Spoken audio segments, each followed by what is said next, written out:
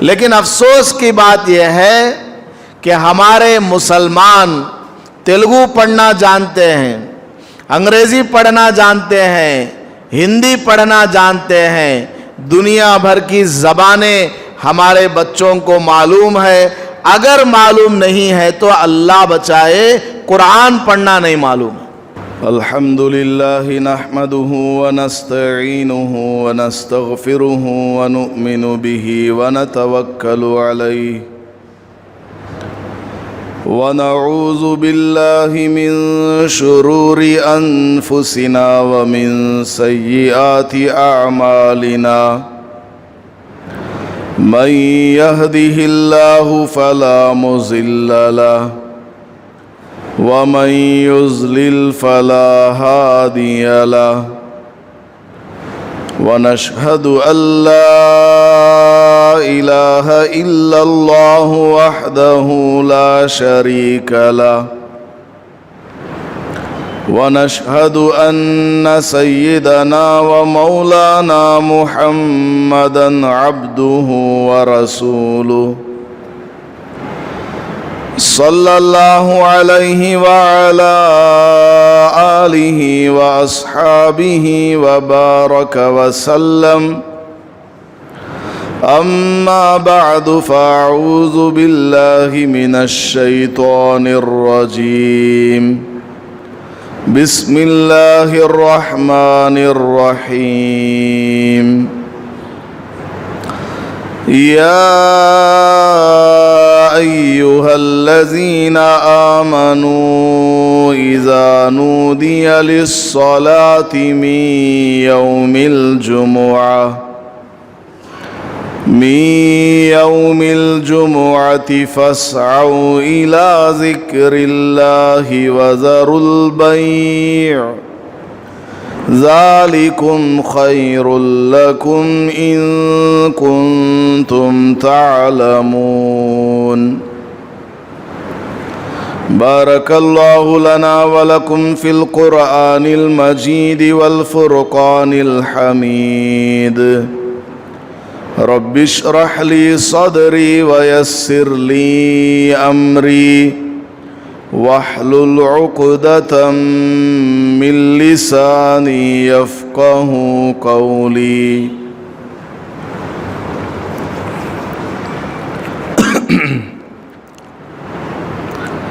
معزز سامعین کرام،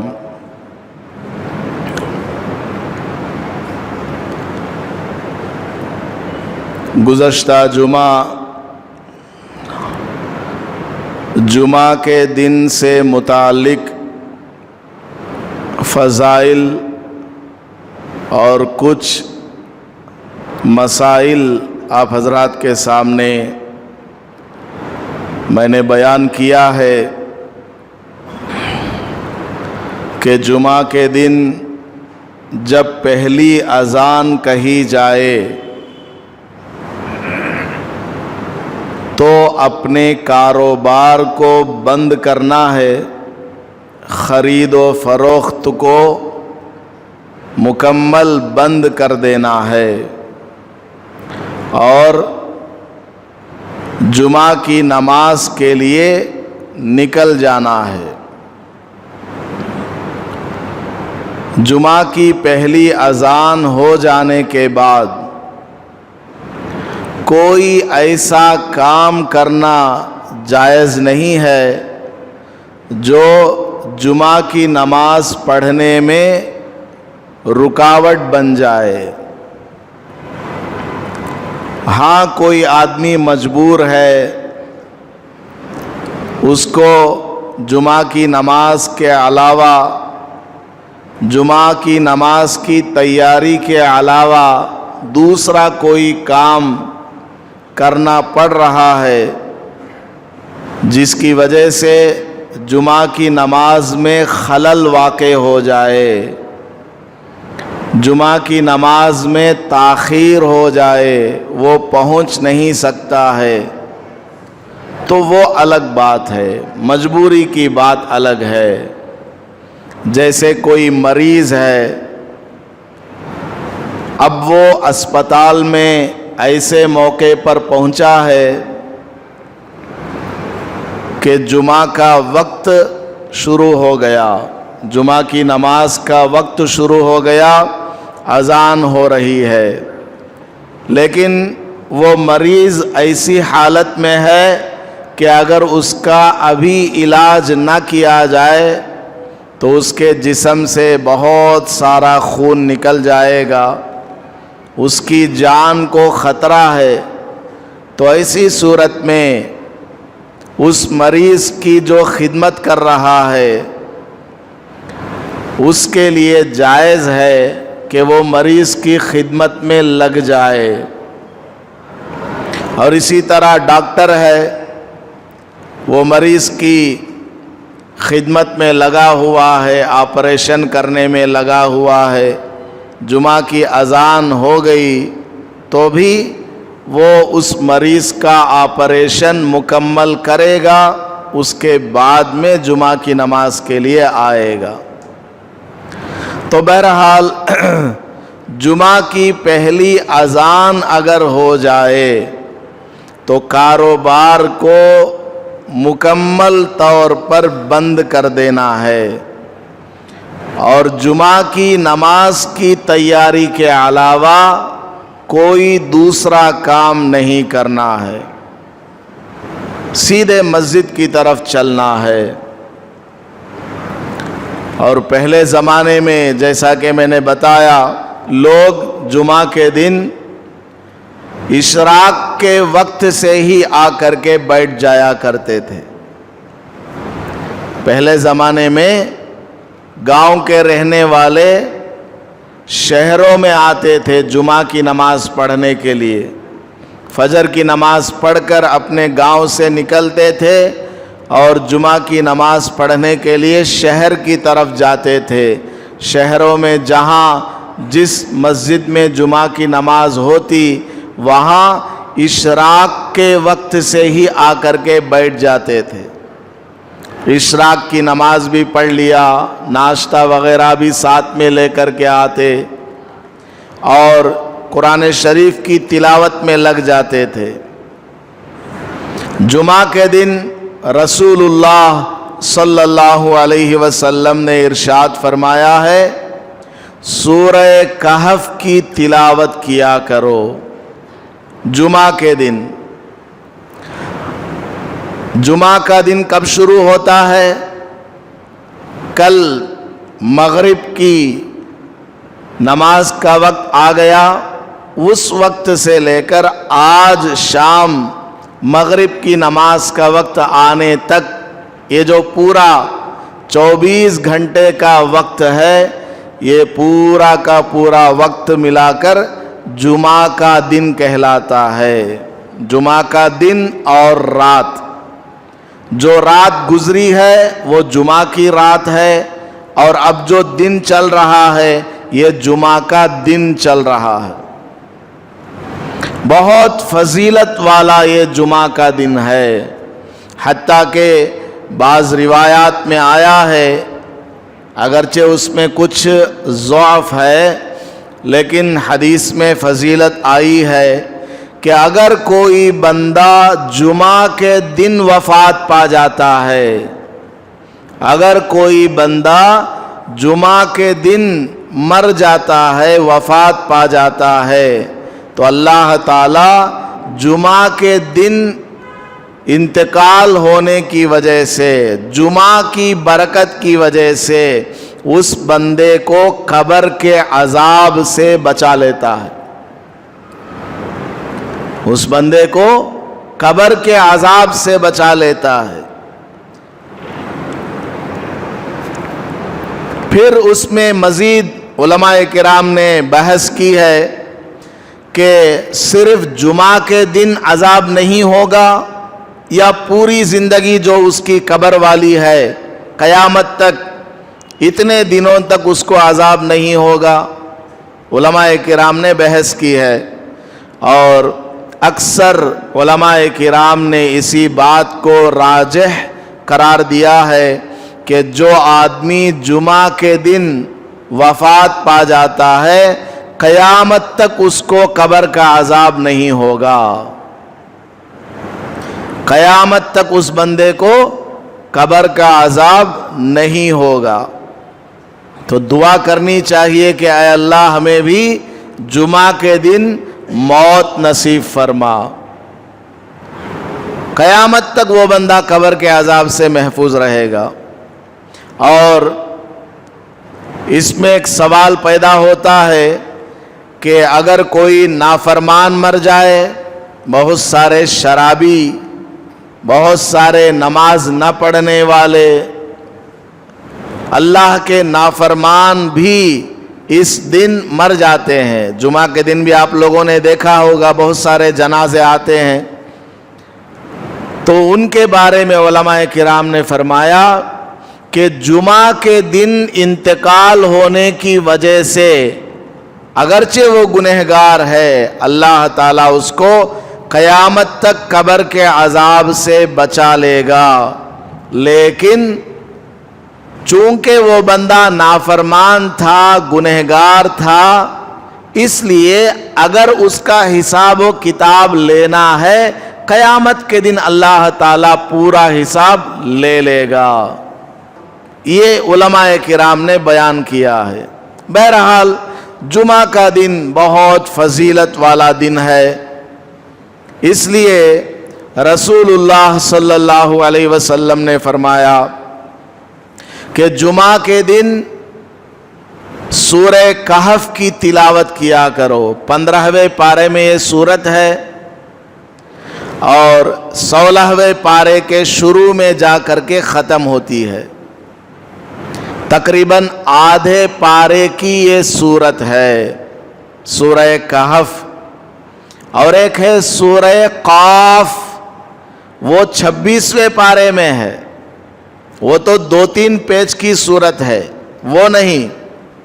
15ویں پارے میں جو سورت ہے سورہ کہف، رسول اللہ صلی اللہ علیہ وسلم نے ارشاد فرمایا جو آدمی جمعہ کے دن سورہ کہف کی تلاوت کرتا ہے، اللہ تعالیٰ اس کے لیے اس جمعہ سے لے کر اگلی جمعہ تک نور کو پھیلا دیتا ہے، نور ہی نور رہتا ہے۔ اور دوسری فضیلت کیا ہے؟ ایک تو اس جمعہ سے لے کر آنے والی اگلی جمعہ تک نور اس کے لیے پھیلا دیا جاتا ہے۔ قیامت والے دن یہ نور اس آدمی کو ملے گا۔ تو ہر جمعہ سورہ کہف پڑھتے رہیں گے تو اس جمعہ سے لے کر آنے والی اگلی جمعہ تک اس کے لیے نور رہے گا، 7 دن نور رہے گا۔ تو یہ 7 دن کا نور کیلکولیٹ ہو کر کے، ملٹیپلائی ہو کر کے قیامت والے دن اس کو مل جائے گا۔ کتنے جمعہ یہ پڑھے گا اتنے ہفتوں کا نور وہاں پر ملے گا، اور وہاں وہ نور کس انداز میں اس بندے کو ملے گا یہ اللہ ہی بہتر جانتا ہے۔ اور اس جمعہ سے لے کر گزرے ہوئے جمعہ تک اس بندے سے جو گناہ ہوئے وہ اللہ تعالیٰ معاف کر دیتا ہے۔ کون سے گناہ؟ صغیرہ گناہ، چھوٹے گناہ۔ کبیرہ گناہ معاف نہیں ہوتے۔ کبیرہ گناہ معاف ہونے کے لیے توبہ کرنا ضروری ہے کہ اے اللہ مجھ سے فلاں پاپ ہو گیا، میں نے جان بوجھ کر فلاں نماز کو چھوڑ دیا تھا، میں نے جان بوجھ کر کے کسی کے سامنے جھوٹ بولا تھا، کسی کو میں نے گالی دی تھی، کسی کی میں نے غیبت کی تھی۔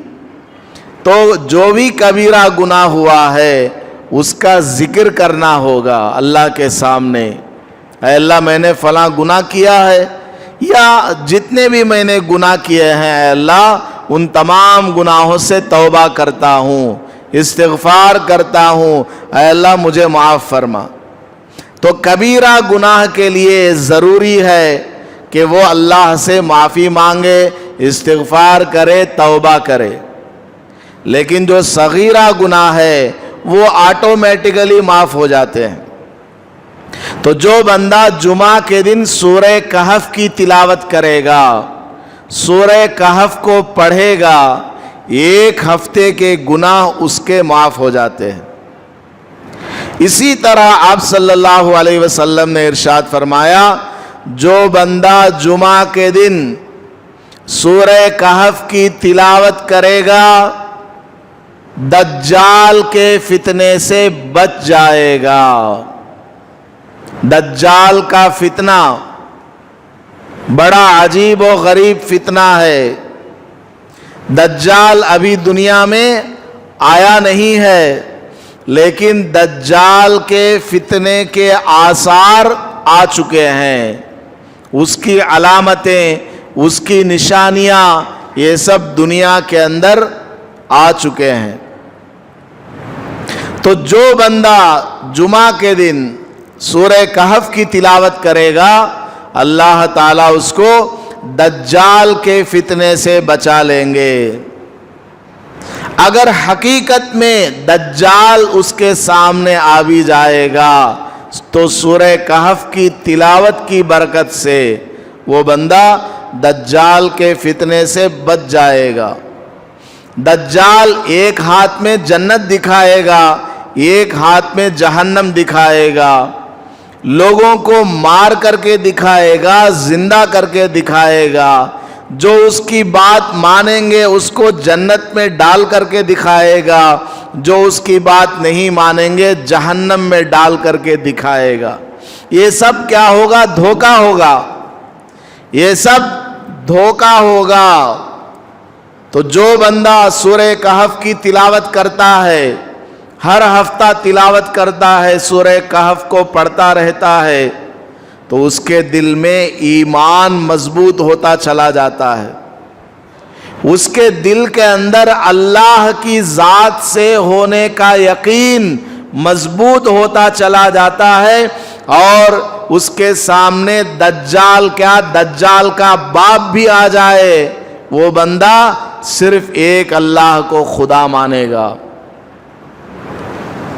चाहे वो अपनी आंखों के सामने लोगों को मरता हुआ देखे, जिंदा होता हुआ देखे, दज्जाल के हाथ में और उसके चंगुल में फंसकर लोगों को मरता हुआ, जहन्नम में जाता हुआ देखे, वो दिखाएगा इस तरह दज्जाल कि देखो मेरी बात मानोगे तो तुमको ऐश वाली जिंदगी मिलेगी, मेरी बात नहीं मानोगे तुमको सजा भुगतनी होगी। वो दिखाएगा। लेकिन सूरह कहफ की तिलावत जो बंदा करता है, उसका ईमान इतना मजबूत हो जाता है, इतना मजबूत हो जाता है, वो मरने के लिए तैयार होगा, लेकिन अपने ईमान का सौदा नहीं करेगा। और आज वो ज़माना आ चुका है, आज वो ज़माना आ चुका है। हर तरफ से इस्लाम के खिलाफ आवाज़ को बुलंद किया जा रहा है। इस्लाम के खिलाफ, मुसलमानों के खिलाफ प्रोपेगेंडे चलाए जा रहे हैं। जिस आदमी की ज़बान से सुने और जहाँ कहीं आप लिखा हुआ पढ़ें, सब जगह आपको इस्लाम के और मुसलमानों के खिलाफ बातें मिलेंगी। और मजबूर किया जा रहा है, मजबूर किया जाएगा कि तुम फला शिर्क वाला काम करो, फला कुफ्र वाला कलिमा कहो। और बचपन से ही बच्चों का जहन बिगाड़ने की कोशिश की जा रही है। उनको जो तालीम दी जा रही है, जिस अंदाज के साथ उनको पढ़ाया जा रहा है, और तालीम हासिल करने के लिए बच्चे जब जाते हैं तो वहाँ पर सबसे पहले उनको शिर्क वाला काम करना पड़ता है। शिर्क वाले कलिमे उनको अपनी ज़बान से कहना पड़ता है। और ये सब हो रहा है, ये सारे काम हो रहे हैं। ये सब बच्चों की जहन साजी की जा रही है کہ فلاں کام بھی تم کر سکتے ہو، فلاں کام بھی تم کر سکتے ہو، حالانکہ وہ سب اسلام کے خلاف ہے۔ اسلام تو یہ کہتا ہے کہ ساری دنیا کا خالق اور مالک ایک خدا ہے، اور اس کو ہم اللہ کہتے ہیں۔ اس کے سوا کوئی عزت دینے والا نہیں، ذلت دینے والا نہیں ہے۔ وہی زندگی کا، موت کا مالک ہے۔ اسی نے ہمیں دنیا میں پیدا کر کے بھیجا ہے، اور مرنے کے بعد اسی کے پاس ہمیں لوٹ کر کے جانا ہے۔ ہماری زندگی کا پورا حساب و کتاب ہمیں وہاں جا کر کے دینا ہے۔ اسی کی عبادت ہمیں کرنا ہے دنیا کے اندر۔ تو اپنے ایمان کی حفاظت کرنا بہت زیادہ ضروری ہے۔ سورہ کہف کے اندر اللہ پاک نے ایمان کو کس طریقے سے مضبوط کیا جاتا ہے، اپنے ایمان کو بچانے کا کیا طریقہ ہے، یہ سب اللہ تعالیٰ نے سورہ کہف کے اندر بتایا ہوا ہے۔ اور جب بندہ ہر ہفتہ سورہ کہف کو پڑھے گا، اس جمعہ کو بھی پڑھا، اگلی جمعہ کو بھی پڑھا، اگلی جمعہ کو بھی پڑھا، پڑھنے کی برکت سے اس کے دل کے اندر ایمان مضبوط ہوتا چلا جاتا ہے۔ اگر کوئی سورہ کہف کو اس کا معنی، مطلب، ٹرانسلیشن اور ایکسپلینیشن، ترجمہ اور تفسیر کے ساتھ سمجھ کر کے پڑھے گا، اس کا ایمان اور زیادہ مضبوط ہوتا چلا جائے گا۔ تو بہرحال اللہ کے نبی علیہ السلام نے ارشاد فرمایا، جمعہ کے دن جو بندہ سورہ کہف کی تلاوت کرتا ہے، اس کے لیے ایک جمعہ سے لے کر دوسری جمعہ تک نور پھیلا دیا جائے گا، جو اس کو قیامت والے دن ملے گا۔ اور ایک جمعہ سے لے کر دوسرے جمعہ تک کے سارے صغیرہ گناہ معاف ہو جائیں گے۔ اور اس دوران اس کی زندگی میں، وہ جو بندہ سورہ کہف کی تلاوت کر رہا ہے، اس کی زندگی میں اگر دجال کا فتنہ آ جائے تو وہ بندہ دجال کے فتنے سے بھی بچ جائے گا۔ تو جمعہ کے دن سورہ کہف کی تلاوت کرنا چاہیے۔ کب کرنا ہے؟ جمعہ کا دن کب سے شمار ہوتا ہے؟ میں نے بتایا، جمعرات کو شام میں مغرب کا وقت آئے گا، اس وقت سے لے کر جمعہ کے دن شام میں مغرب کا وقت آنے تک، یہ جو پورا 24 گھنٹے کا وقت ہے، کل جمعرات ہے، کل جمعرات کی مغرب آئی تھی، اس وقت سے لے کر آج جو مغرب کا وقت آئے گا، یہ پورا کا پورا 24 گھنٹے کا وقت، رات کا اور دن کا، یہ سب کیا کہلاتا ہے؟ جمعہ کا کہلاتا ہے۔ تو سورہ کہف کی تلاوت پوری رات میں، دن میں، جب چاہیں کر سکتے ہیں۔ لیکن افسوس کی بات یہ ہے کہ ہمارے مسلمان تیلگو پڑھنا جانتے ہیں، انگریزی پڑھنا جانتے ہیں، ہندی پڑھنا جانتے ہیں، دنیا بھر کی زبانیں ہمارے بچوں کو معلوم ہے۔ اگر معلوم نہیں ہے تو اللہ بچائے قرآن پڑھنا نہیں معلوم، قرآن شریف کی تلاوت کرنا ہمارے بچوں کو نہیں آتا۔ لاکھوں روپیہ خرچ کر کے، بلکہ کروڑوں روپیہ خرچ کر کے اپنے بچوں کو بڑی بڑی یونیورسٹیز میں پڑھاتے ہیں، کروڑوں روپیہ خرچ کر کے۔ فارن اگر بھیجتے ہیں تو کروڑوں لگ جاتے ہیں، اور ڈاکٹر کا کورس کرنا ہو تو یہیں آپ کے شہر میں بیٹھے بیٹھے 1-1 کروڑ روپیہ ڈاکٹر کورس میں لگ جاتا ہے۔ تو لوگ جو ہے، ڈاکٹر کورس آدمی کیوں کرتا ہے؟ ڈاکٹر کا کورس آدمی، مثال بتا رہا ہوں، کیوں کرتا ہے؟ اس کے ذریعے وہ لوگوں کی جان بچائے گا، علاج کرے گا، اور اپنا پیٹ بھی پالے گا، اپنی روزی روٹی کا مسئلہ بھی حل کرے گا۔ تو یہ کب تک کے لیے کام آئے گا؟ موت تک کے لیے کام آئے گا۔ موت تک کے لیے کام آنے والی جو چیز ہے اس کے لیے آدمی کروڑوں روپیہ خرچ کر رہا ہے. جو چیز اس کو دنیا میں بھی کام آنے والی ہے, موت کے بعد بھی کام آنے والی ہے, اس کے لیے آدمی 10 روپیہ بھی خرچ نہیں کرتا.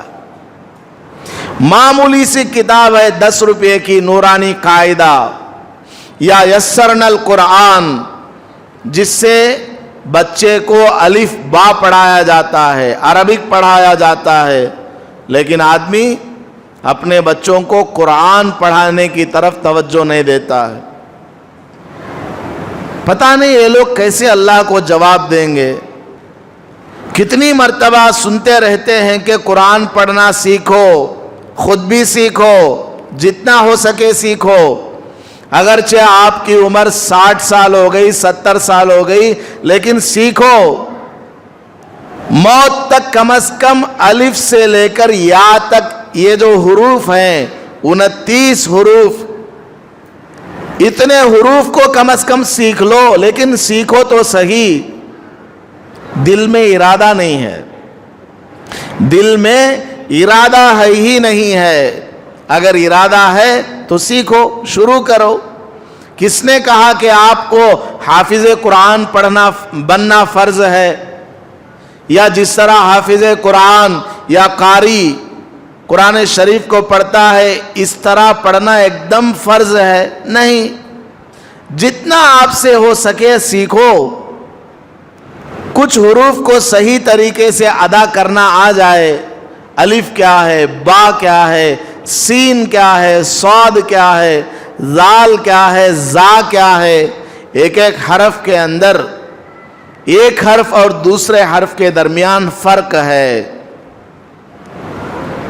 اگر کوئی آدمی انگریزی میں بولتا ہے بیٹ, بیٹ کا مطلب کھیلنے والا, اگر بی کی جگہ سی لگا دیں گے کیٹ, کیٹ کا مطلب ہے بلی, تو دیکھیے ایک حرف اگر بدل گیا تو معنی بدل گیا. تو اسی طرح عربی زبان کے اندر بھی ایک حرف اگر بدل گیا تو معنی بدل جاتا ہے. ساری زندگی نماز پڑھتے آ رہے ہیں, لیکن اس کی سورہ فاتحہ صحیح نہیں ہے, اتحیات صحیح نہیں ہے, درود شریف صحیح نہیں ہے, معنی غلط ہو رہا ہے. کیوں؟ کیونکہ جو وہ پڑھتا ہے قرآن وہ صحیح سے نہیں پڑھ رہا. اس لیے قرآن شریف کو سیکھیں, اپنے بچوں کو پڑھائیں, مکتب میں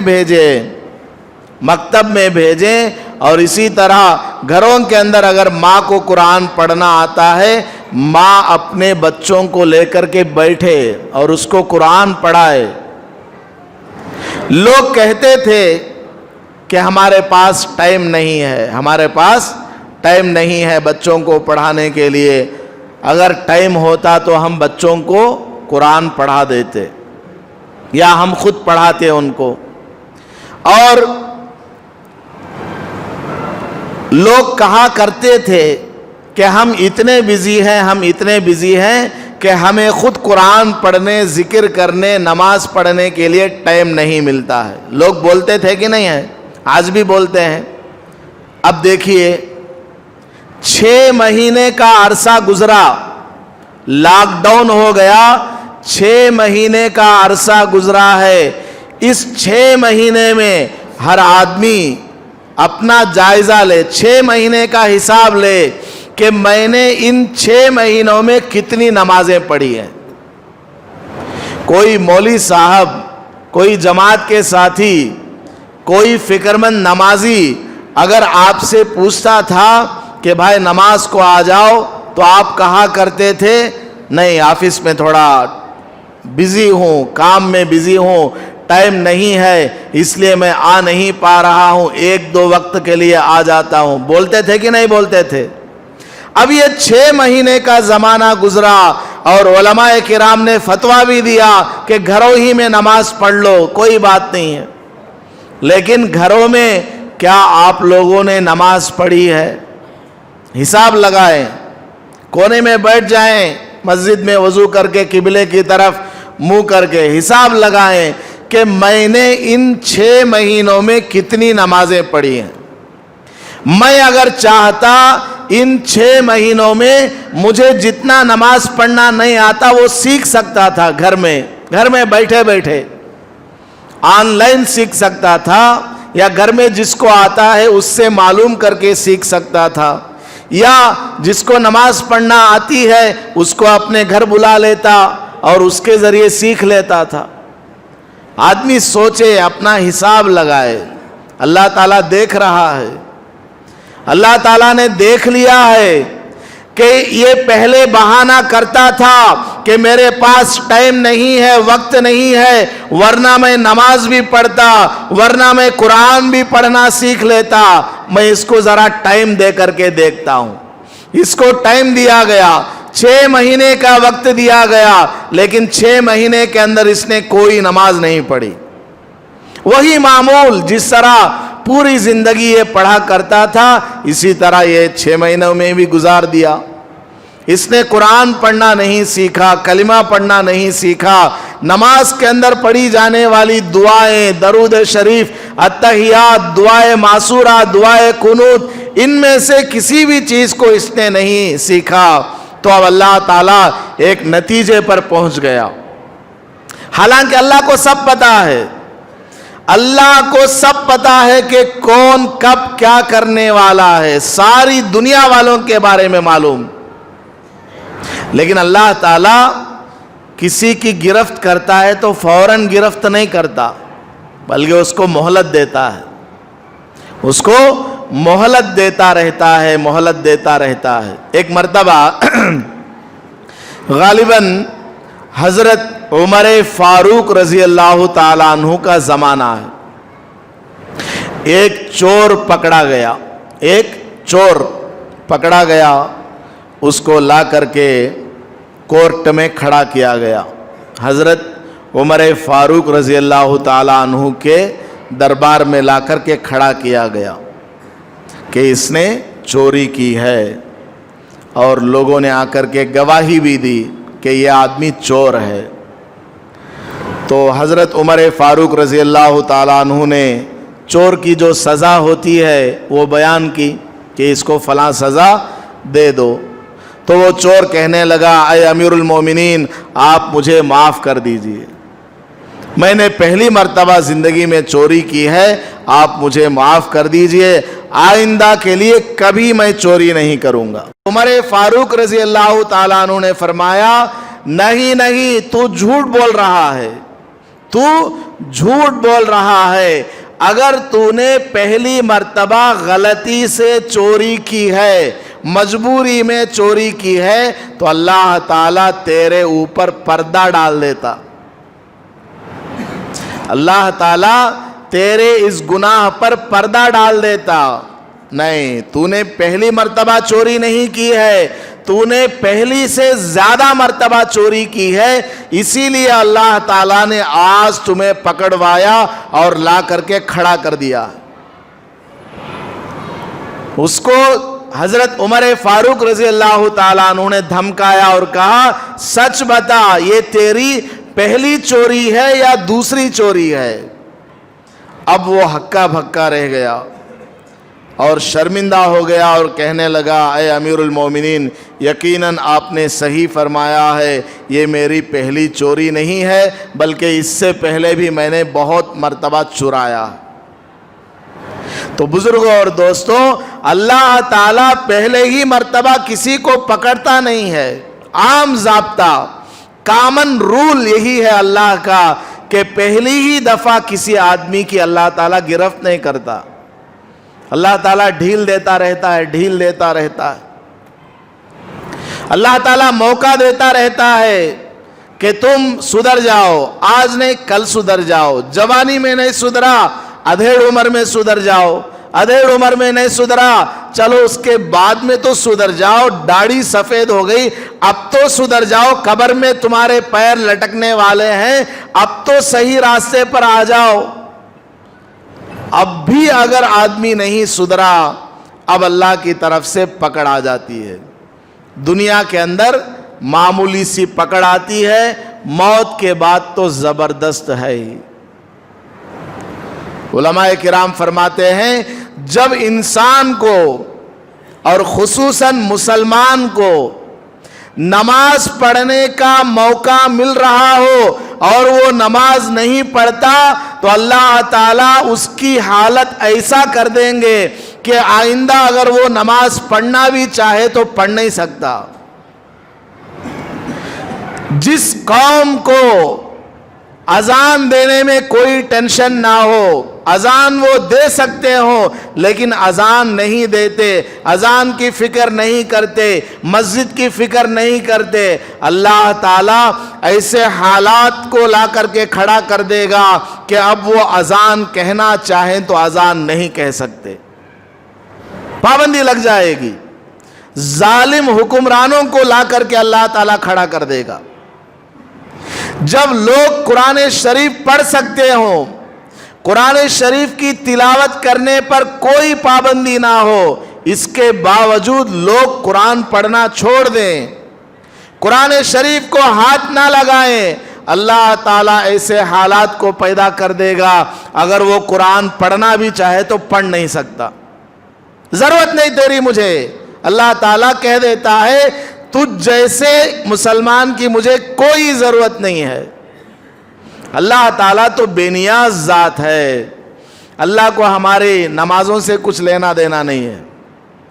ساری دنیا اللہ کی نافرمان بن جائے، اللہ کو اللہ کی بڑائی میں، اللہ کی قدرت میں ذرہ برابر کمی آنے والی نہیں ہے، اور ساری کی ساری دنیا اولیاء اللہ بن جائے تو اللہ کی بڑائی میں اضافہ ہونے والا بھی نہیں ہے۔ اللہ تعالیٰ کی ذات تو بے نیاز ہے، وہ پہلے سے جیسا ہے آج بھی ویسا ہی ہے اور ہمیشہ اللہ کی ذات اسی طرح رہے گی۔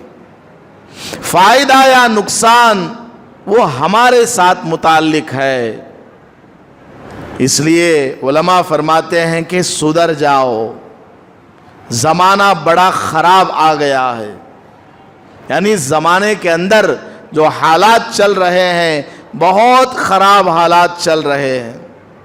اللہ کے گھر کو مضبوطی سے پکڑ لو، قرآن کو مضبوطی سے تھام لو، چلتے پھرتے اٹھتے بیٹھتے اللہ کا نام پڑھا کرو، اور جمعہ کے دن خاص کر کے سورہ کہف کی تلاوت کیا کرو اور اس کو سمجھ کر کے پڑھا کرو۔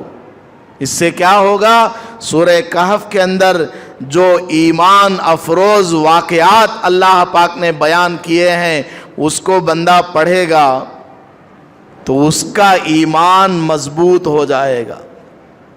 ہر جمعہ پڑھنے کا حضور نے حکم دیا ہے، ہر جمعہ پڑھو سورہ کہف۔ مطلب کیا؟ ہر جمعہ اپنے ایمان کا ریفریشمنٹ کیا کرو، ہر جمعہ اپنے ایمان کو پکا کیا کرو، مضبوط کیا کرو۔ آدمی ہر روزانہ اپنا چہرہ صاف کرتا ہے، صبح میں شام میں، گاڑی ہے ہفتے میں ایک مرتبہ اس کی سروسنگ کراتا ہے کہ نہیں؟ اسی طرح اپنے دل کی بھی صفائی کرانا ہے، اپنے دل کے اندر ایمان کو مضبوط کرنا ہے۔ تو اس کا طریقہ کیا ہے؟ سورہ کہف کی تلاوت کرنا۔ ہر جمعہ سورہ کہف پڑھا کریں اور اس کا ترجمہ بھی پڑھا کریں۔ اس میں اللہ تعالیٰ نے نوجوانوں کے واقعات کو بیان کیا، کیسے کیسے نوجوان تھے پہلے۔ ظالم بادشاہ، آج کے جو بادشاہ ہیں وہ کچھ بھی نہیں ہیں، ظالم بادشاہوں کا مقابلہ چند مٹھی بھر نوجوانوں نے کیسا کیا، اللہ نے سورہ کہف میں بیان کیا ہے۔ ان واقعات کو پڑھیں گے، ایک نہیں کئی واقعات اللہ تعالیٰ نے سورہ کہف کے اندر بیان کیا ہے۔ قرآن کا عربک ٹیکسٹ بھی پڑھیں گے، ساتھ میں ترجمہ بھی پڑھیں گے تو اس کا ایمان پختہ ہوتا چلا جائے گا، مضبوط ہوتا چلا جائے گا۔ اور جب ہر ہفتہ اس طرح اس کا ایمان اللہ سے ہونے کا یقین مضبوط ہوتا چلا جائے گا تو سامنے جو حالات نظر آ رہے ہیں کہ فلاں اسٹیٹ میں بھی ہمارے خلاف فیصلہ ہوا، فلاں علاقے میں بھی ہمارے خلاف حالات ہیں، آپ لوگ اشارے سے بات سمجھ لیجئے، ہر بات کہنے والی نہیں ہوتی ہے۔ سامنے چاہے 1000 مشکلات ہوں، اس کا دل ایک دم مضبوط ہوگا کہ 1 کروڑ مصیبتوں میں سے بھی اللہ تعالیٰ میرے لیے راستہ ضرور نکالے گا۔ ایمان ہمارا مضبوط ہوتا چلا جائے گا۔ اسی طرح رسول اللہ صلی اللہ علیہ وسلم نے ارشاد فرمایا، ان من افضل ایامکم یوم الجمعہ، جمعہ کا دن بہت فضیلت والا دن ہے، فاکثروا علی من الصلاۃ، جمعہ کے دن مجھ پر کثرت سے درود شریف پڑھو۔ کثرت سے، کثرت کا مطلب کیا؟ چلتے پھرتے اٹھتے بیٹھتے زبان خالی ہے درود پڑھنا،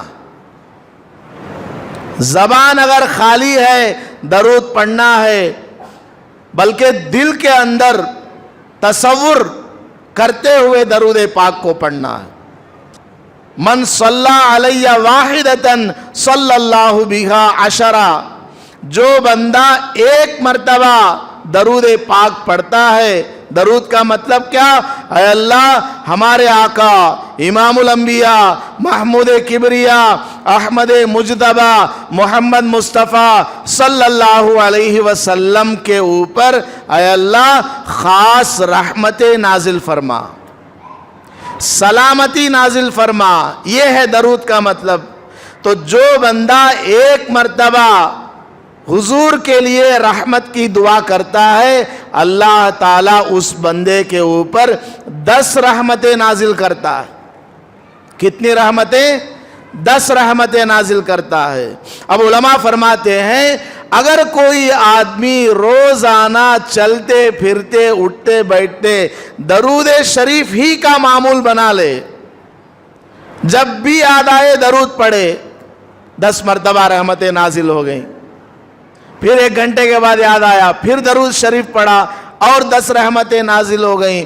اس طرح دن بھر میں کئی ہزار رحمتیں اس بندے کے اوپر نازل ہوں گی۔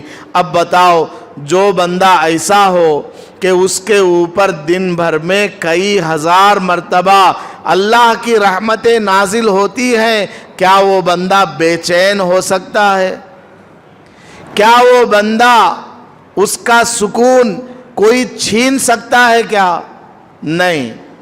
جتنا بھی ٹینشن ہوگا وہ بندہ بالکل مطمئن ہوگا، سکون اس کو ملے گا، کیونکہ درود پاک پڑھ کر کے، درود شریف پڑھ کر کے وہ اپنے اوپر اللہ کی رحمت کی بارش کو برسا رہا ہے۔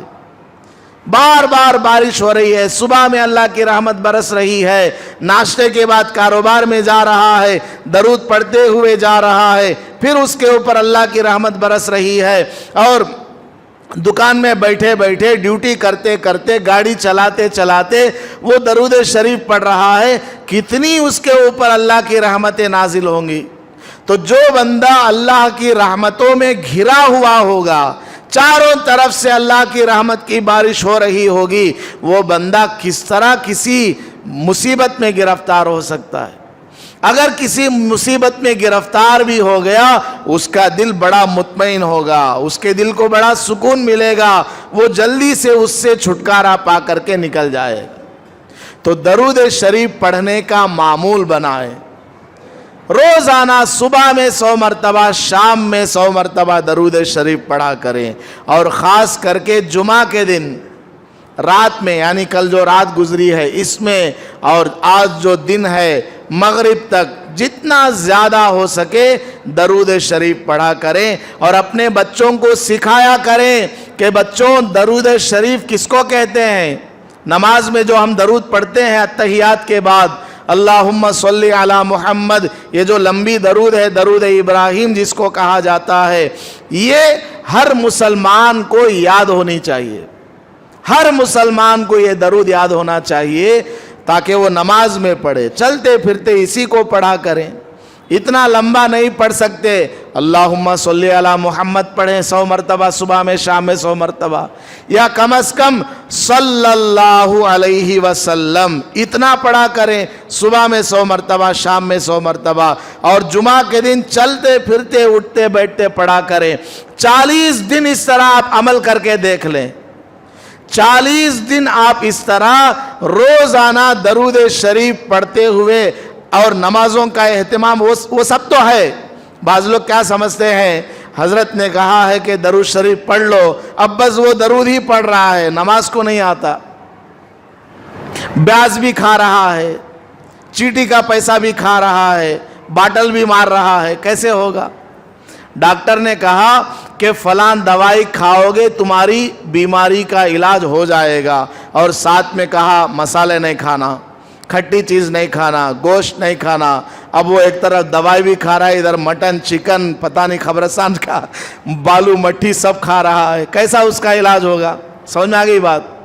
तो दरूद पाक की फजीलत ज़रूर उसका असर होगा। औलिया अल्लाह फरमाते हैं कि हमने अपने विलायत के दर्जात में तरक्की और बुलंदी जो हासिल की है वो दरूद शरीफ की बरकत से हासिल की है। अपने बच्चों को भी कहें, खुद भी पढ़ें, और दिन में रात में उठते बैठते, आप अकेले सफ़र में जा रहे हैं या आपका बच्चा सफ़र में अकेला जा रहा है, उसको सिखाएं, बेटा दरूद शरीफ पढ़ते हुए जाओ, कोई डरने की बात नहीं है। अल्लाह का जिक्र करते हुए जाएं। अल्लाह का जिक्र तो दरकिनार, हमारे बच्चे तो पेशाब पाक भी नहीं रहते, नापाक रहते हैं। नापाकी की हालत में हमारे बच्चे पूरी जिंदगी गुजार देते हैं। सिर्फ जुमा के दिन वो सुबह में 10 बजे से लेकर 2-2:30 बजे तक वो पाक रहता है, बाकी पूरा हफ्ता नापाक रहता है, बाकी पूरा हफ्ता नापाक रहता है। और जो आदमी नापाक होता है उसके करीब शैतान आते हैं। अरबी का एक मकूला है, कहावत, प्रोवर्ब, अल जिन्सु यमीलु इलल जिन्स, यानी जो जैसा होगा उसी की तरफ वो माइल होगा। अब ये जो खबीस है ना, खबीस जिन्नात वगैरह, इनको नापाकी बहुत पसंद है, इनको नापाकी बहुत पसंद है। अब आपका बेटा या आपका भाई या कोई भी मुसलमान नापाक है, वो नापाक रहने की उसकी आदत है। अब ये खबीस क्या है, इनको भी नापाकी पसंद है। आप जब बैतुल खला में जाते हैं क्या दुआ पढ़ते हैं? अल्लाहुम्मा इन्नी अऊज़ु बिका मिनल खुबुसी वल खबाइस, ऐ अल्लाह मुझे नापाकी से और नापाक खबीसों से महफूज फरमा। ये दुआ पढ़ करके बैतुल खला में जाते हैं। क्यों? क्योंकि बैतुल खला खबीसों के रहने की जगह है। अब हमारा बच्चा, हमारा भाई, हमारी बहन ये नापाक अगर रहती है, नापाक ही रहने की इसकी आदत है, तो क्या होगा? खबीस जो है बैतुल खला में भी रहेंगे और आपके बेटे के साथ भी लग जाएंगे। अब उसके ऊपर असर हो जाएगा, जिन्नात का, खबीसों का असर हो जाएगा। अब लोग क्या कहते हैं, वो बेटा जो है सही से बात नहीं करता, सही से टाइम को खाना नहीं खाता, वो परेशान रहता है, माँ बाप को भी परेशान करता है। तो माँ बाप क्या बोलते हैं, हजरत हमारे बेटे के ऊपर हमारे सग्या को क्या की तावीज़ डाल डाले ही, हमारे बच्चे के बाला कट कर लेके जाको कांगी खबरस्तान में गाड़ को आए ही, हमारे बच्चे के नाम को क्या की नींबू काट को कांगी बोड़ी में डाल को आए ही, तुम्हें क्या तो भी तावीज़ क्या तो भी लिख को दो। हो रहा है कि नहीं हो रहा है? बच्चा अगर पाक साफ रहता, कुरान पढ़ने वाला, नमाज पढ़ने वाला रहता, कॉलेज को जाते हुए, स्कूल को जाते हुए दरूद पढ़ करके जाने वाला होता, उसके ऊपर ऐसा कोई असर होता है क्या? नहीं होता। तो बच्चों को सिखाएं कि बेटे स्कूल जाते हुए दरूद पढ़ते हुए जाओ, कुरान की सूरतें पढ़ते हुए जाओ, अल्लाह की रहमत तुम्हारे साथ रहेगी। रात के अंधेरे में 12 बजे भी तुम किसी भी जगह से गुजरोगे, तुम्हें कोई छेड़ने वाला नहीं, कोई तुम्हें टच करने वाला नहीं। ایک بات آخری، بس 2 منٹ میں ختم کر دیتا ہوں. ابھی میں اکتوبر 16 تاریخ کو دلی گیا تھا 4-5 دن کے لیے. ہمارے استاد محترم سے ملاقات ہوئی. انہوں نے ایک عجیب بات بتائی. کچھ لوگ آئے تھے، ان سے ویسے ہی بات چیت چل رہی تھی. حضرت کا گھر اور مدرسہ اس کے درمیان تقریباً 3 کلومیٹر سے زیادہ کا راستہ ہے. حضرت روزانہ مدرسے میں تہجد کی نماز پڑھ کر اپنے گھر پیدل اکیلے جاتے ہیں، آتے ہیں. اور راستے میں پورا کیا ہے؟ جنگل ہے. راستے میں 1-1.5 کلومیٹر جنگل کا راستہ ہے. اس کے بعد بھی سنسان علاقہ ہے. راستے میں کوئی جانور آ سکتا ہے، کوئی کتا آ سکتا ہے، کوئی دشمن چور بھی آ سکتا ہے. تو حضرت نے فرمایا مجھے چونکہ اس وقت میں نکل کر اپنے گھر جانا ضروری ہوتا ہے فجر میں، تو میں رات میں تہجد پڑھ کر دعا مانگ لیتا ہوں، اے اللہ ساری دنیا کی مخلوق تیرے ہاتھ میں ہے. یہ جو کتا ہے یہ بولے گا تیری اجازت سے بولے گا. کوئی جانور حملہ کرے گا تیری اجازت سے حملہ کرے گا. کوئی آدمی حملہ کرے گا چوری کرنے کے ارادے سے آئے گا، تیری اجازت کے بغیر نہیں آتا. اے اللہ میں تجھ پر بھروسہ کرتے ہوئے اس راستے سے گزر رہا ہوں، اے اللہ تو میری حفاظت فرما. یہ دعا کر کے حضرت نکلتے ہیں. فرماتے ہیں میں ایک زمانے سے اس طرح جا رہا ہوں، آ رہا ہوں، راستوں میں کتنے جانور آتے ہیں، کتے آتے ہیں، کسی نے بھی مجھے ٹچ نہیں کیا. وہ اپنا لڑتے رہتے ہیں، کتے وغیرہ بھونکتے رہتے ہیں، وہ اپنا کام کرتے رہتے ہیں. لیکن حضرت جاتے ہیں تو وہ اپنا کام الگ سے چلے جاتے ہیں، حضرت کو کچھ نہیں کرتے. میں نے ویسے ایک مثال آپ کو دی ہے. تو یہ قرآن کی برکت، اللہ سے مانگنے کی برکت ہے، درود پاک کی برکت ہے. اپنے بچوں کو سکھایا کریں کہ بیٹے یہ سب پڑھا کرو، چلتے پھرتے اٹھتے بیٹھتے. اللہ پاک ہمیں عمل کرنے کی توفیق عطا فرمائے. آمین. وآخر دعوانا ان الحمد للہ رب العالمین. ویڈیو کے نیچے سبسکرائب کے بٹن پہ کلک کریں، بیل کے آئیکن پہ کلک کیجئے تاکہ ہر نئی ویڈیو کی نوٹیفیکیشن آپ کو مل جائے.